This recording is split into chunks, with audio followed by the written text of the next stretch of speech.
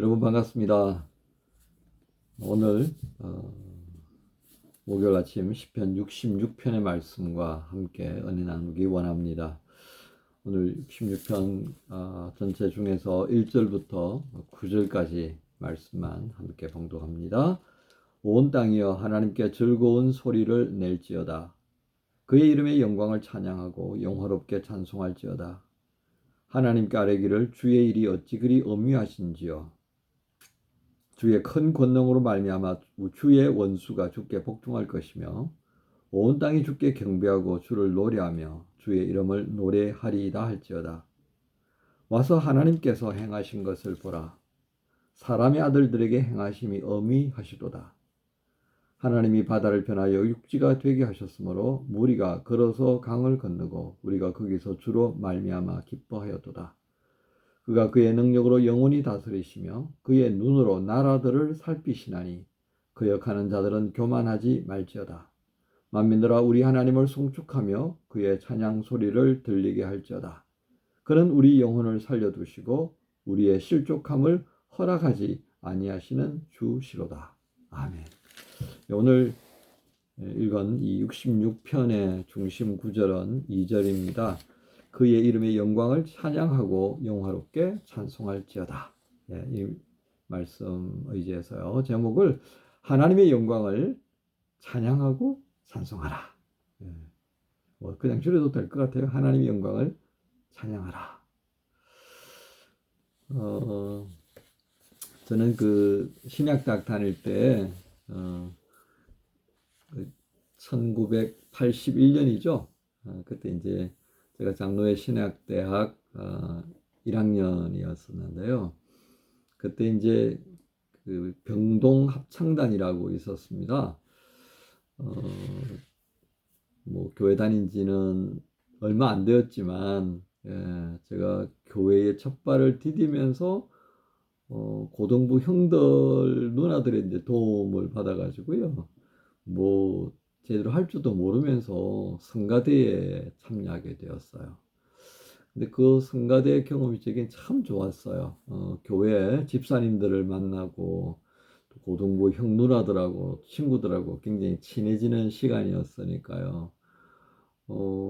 그 시간이 있었기 때문에 제가 그 안 믿는 가정에서 교회를 가고 교회에 뿌리를 내리고 그리고 신학대학을 가기 위한 결심을 하는데 굉장한 그, 그 근거가 되었다 하겠습니다.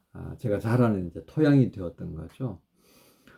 그렇게 이제 성가대를 경험하고 난 다음에 장로의 신학대학을 입학해서 병동합창단에 이제 가입을 했습니다. 그 병동합창단은 당시에 이제 그 국립의료원 안에 이제 간호대학이 있었어요. 그 간호대학 학생들하고 저희 학교 이제 학부 학생들하고 연결이 되어서 매주 금요일마다 그 병동을 찬양으로 이제 방문하는 거였었습니다. 저희 합창단원들이 이제 그쪽 학생들하고 합치면 한 20명에서 많을 때는 30명도 모였어요. 그래서 30명 정도 될 때는 이제 두 팀으로 나누는 거죠. 그렇게 해서 A 그룹, B 그룹 이렇게 해서 이제 국립의료원 병동이 굉장히 큽니다. 그래서 이제 나누어서 가게 했는데요. 매주 금요일 날 가면서 처음에요. 그 병동 입구가 있습니다. 병동이 굉장히 많으니까 1부터 시작해서 뭐 10병동까지 있는 거로 기억되는데요. 제가 기억이 힘이 하도 이제 오래됐어요. 19대였으니까 19대. 근데 이제 병동 입구에서 이렇게 이제 찬양을 시작해요. 저 높은 곳을 향하 이걸 이제 사부로 하거든요. 하면요. 처음 1, 2절 할 때는 그냥 조용해요. 근데 3절이 시작될 때는 병실 문이 열려요. 병실 문이 열려가지고 한 분, 두 분 이렇게 나오셔요. 나중에 이제 들었던 이야기입니다만요. 그분들이 한 소절, 두 소절 할 때만 하더라도요. 잘 느끼지 못한다고 그랬었습니다. 그런데 3절이 될 때쯤 되니까요. 귀를 기울이게 되고요. 그 3절이 끝날기 전에 좀 나가보고 싶은 마음이 막 생겨나는 것 같았었어요.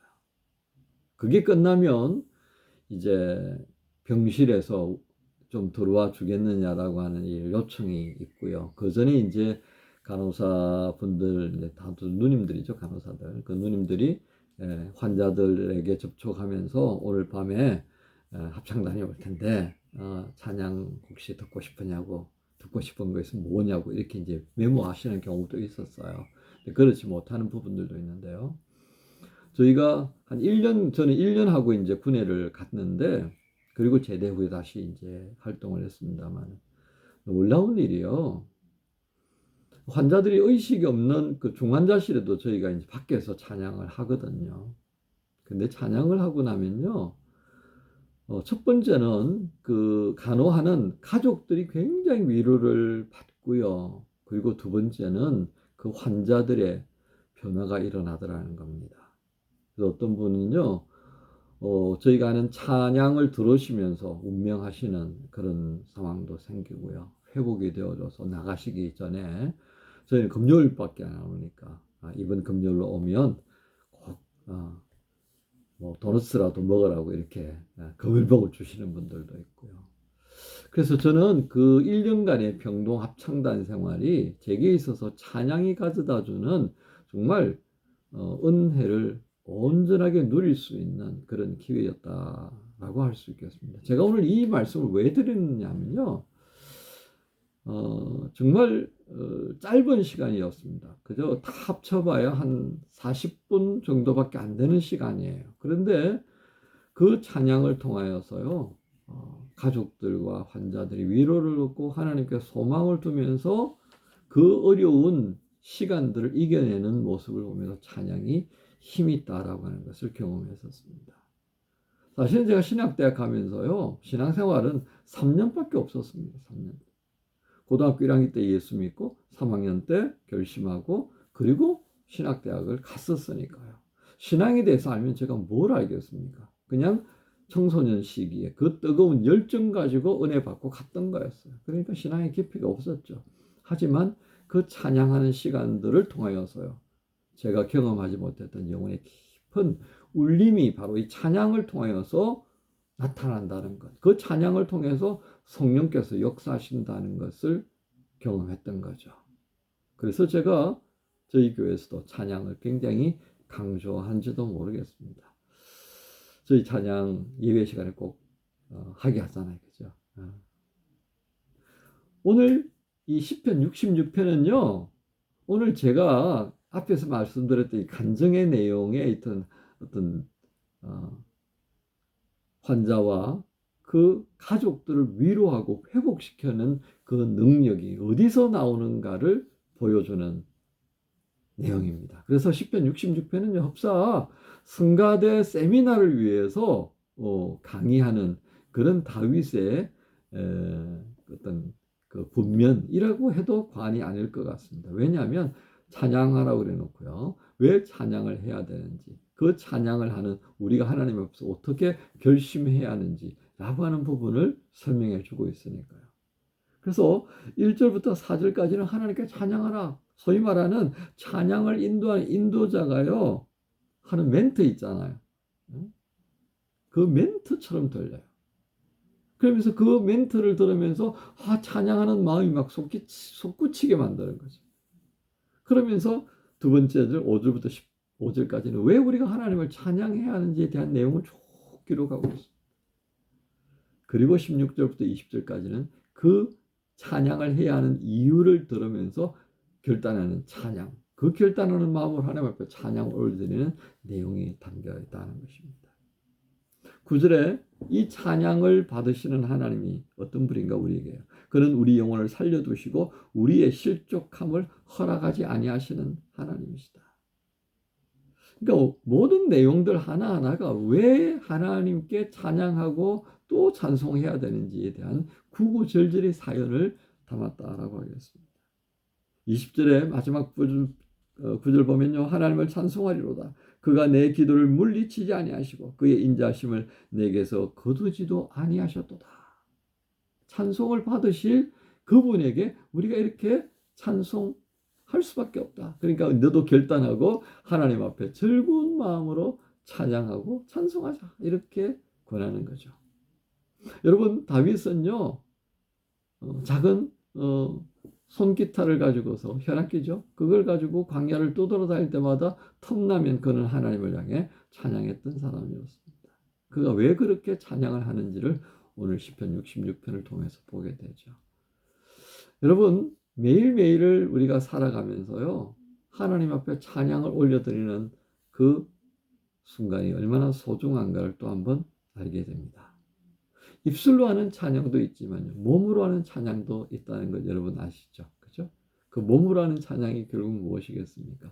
몸으로 하는 찬양, 몸으로 하는 기도, 몸으로 하는 예배, 그 모든 것이 바로 우리가 하나님을 경외하고 그분께 영광 돌리는 마음으로, 그 자세로 살아가는 모든 모습이 바로 찬양이 되고 기도가 되고 예배가 된다라고 하는 사실을 우리가 생각하십시다. 그렇기 때문에 오늘 시편 66편은 결국 무엇을 강조하는 것입니까? 우리의 모든 삶을 통하여 하나님이 행하시는 일들을 향하여서 영광을 돌리고 또 영광을 돌리자. 바로 이것이 찬양하고 또 찬송하자라고 하는 것으로 되새김질 하는 것입니다. 여러분, 어저께 어떻게 지내셨습니까? 날씨가 좀 무덥고 그랬죠, 그죠? 습도가 높아지니까 좀 몸을 참 무겁게 합니다. 그럼에도 불구하고 우리의 영혼을 다시금 소생시키시고 하나님과 함께하는 그 시간을 소중하게 만들어가는 것, 그리고 우리 삶을 다시 한번 되새김질하도록 만들어주는 것, 바로 찬송이라는 것 다시 한번 확인되어집니다. 여러분, 목요일 오늘 하루의 삶을 통해서 몸이 무거워지고 마음이 무거워지면 하나님을 찾으십시다. 그 하나님을 찾을 때에 우리가 무거운 마음, 무거운 몸이지만 그럼에도 불구하고 하나님을 향해 찬송할 이유를 알게 될 것입니다. 이 찬송을 인하여서 이 더운 여름 날씨 여러분의 몸과 마음이 조금은 더 가벼워지고 상쾌해지기를 소망해 봅니다. 여러분 모두 찬양하는 그 입술에 주님을 높여 올려드리는 복된 입술이 되어지는 은혜를 함께 더해 주시는 줄로 믿습니다. 우리 모두 예수 그리스도 은혜 안에 있음을 생각하면서 찬양하고 또 찬양하는 복된 하루로 감당하십시다. 여러분 모두를 우리 주님 예수님의 이름으로 축복합니다. 주님 감사합니다. 시편 66편을 통하여서 다윗이 왜 이처럼 하나님을 향해 찬양하고 또 찬송하자고 하는지 그 이유를 알게 됩니다. 한 생명을 사랑하시고 그의 기도를 들어주시는 하나님, 그의 삶의 모든 부분에 있어서 은혜 베푸시는 그 하나님을 찬양할 수밖에 없음을 다윗은 우리에게 가르쳐 줍니다. 주님, 오늘 하루의 시작 찬양으로 시작하게 하시고 찬양으로 끝마칠 수 있도록 주님 도와 주옵소서. 그래하여서 하나님의 영광을 찬양하고 찬송하는 하나님의 자녀의 삶을 오늘 이 목요일 감당하게 하여 주옵소서. 감사합니다. 예수님 이름으로 기도합니다. 아멘.